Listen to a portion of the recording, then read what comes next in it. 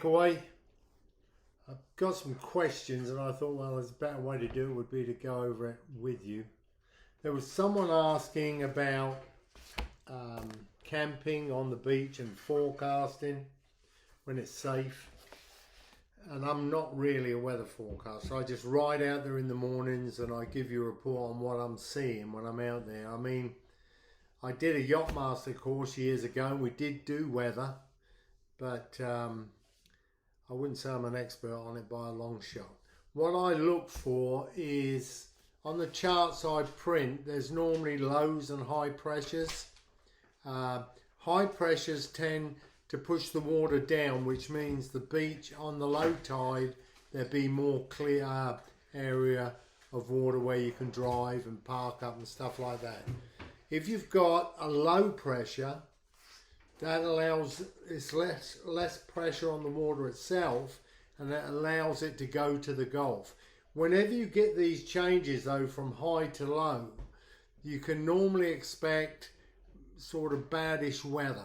You're going to get an increase in wind. Wind will normally swing north, which is not good for us at any rate. This normally happens around full moons as well. And the other thing is, when you've got a full moon, you get a lot of water movement. It can be pushing right up to the dune by itself. So keep an eye on them pointers. I will warn you if I see anything going off, I'll mention it and bring it up. Other points, Yarborough Pass on the National Seashore still closed. They used to be a real good one for us, but of late they tend to keep it closed. I don't know why. There doesn't seem to be any reason why it's closed up to me, but it is.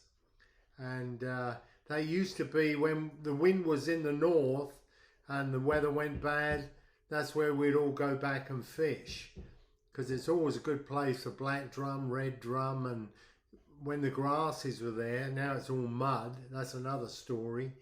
But there used to be, all lovely grasses, and you'd be walking in the grass that was up to your knees almost. But that's all gone. It just tended to be mud. Something's killed off all that beautiful grass that was there. The other thing is the pomino fishery is picking up. We've had a bad year for the pomps. Normally, the weather that we've been having has had a tendency to drop the shallow water on the beach, or in the first few yards of the beach, drop the temperature down. Like a couple of weeks ago, I went in and it was in the low 60s, and I was really worried because when it gets down in them low 60s, everything wants to move offshore and go to the deeper water where it's warmer. The Gulf temperature was reading like 75 degrees to 80 when I looked at the temperature chart, but the inshore water, when I got in and tested it, was down as low as 61 at one point. That's gone back up. The good thing about that shallow water, it does warm up quick and go back, comes back up into the 70s is where we want to be. Pompano bite is productive, but it's isolated, so you'll get a small area where people are picking them up and then 100 yards left of them, nothing. But that's the way it is with pomp. Until you get like a mad rush of them when everything's right, that's beautiful sunny mornings, light southeasterly breezes, water clarity is good, that's when you tend to get them in big numbers. I'm talking like you can fill an ice chest up in no time at all, maybe an hour. And you can only fish with 1 or 2 rods because you're so busy. We drove the beach all the way to Mansfield. We had to go well into the 30s before we started finding clear water.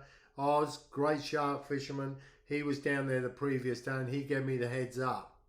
So I was lucky there, I was able to go down hard south, and we did find clear water. The closer we got to the jetties, the better it seemed to get. Let me think about anything. Clip down rigs. Someone asked me, why do we use them? Clip down rigs, especially this time of year when you're targeting pompano at long distance and other fish like it, the clip down rigs can actually add up to 1/3 in your distance. And we've been using like fish gum and clip down. Everything's really aerodynamic and it really does get it out there. Like I said, up to a 30% increase in distance, surely because you're eliminating the bait flapping. And if you're using soft baits, it allows the bait to accelerate at the same time as the sinker. You can get around this by using really short hook snoods, but then the bait doesn't act very naturally. A longer snood allows it to roll about on the bar where the pompano are, and it makes it more attractive. That's the way I think of it anyway. But you are allowed to get extreme distance when you're using them clip down rigs. On the subject of pompano, Laredo caught a real big one down at the jetties the other day when I was with him. I was just fishing a little bit north of him, but he had a good 5 1/4 pound pomp, real big slab of meat. The record for this area is 6 1/4. There you go. Okay, Wednesday nights we're going to start casting practice. I've been asked to do this by some of the guys, local guys that are casting. Anyone who wants to come along and join us can. Going to try and keep it at a more higher level. If you're more interested in tournament casting, this is what we're going to be focusing on Wednesday evenings. Normally 5 o'clock, north side of Packery, about a mile up. There's a big sand bowl, and we'll be there. On that subject, I've been speaking to Carlos and the SFCCI, where they are, and I'm going to help. They're going to put an event together near the end of January, just a sheer practice day. We'll have the oche, and it'll be at the field in Kingsville.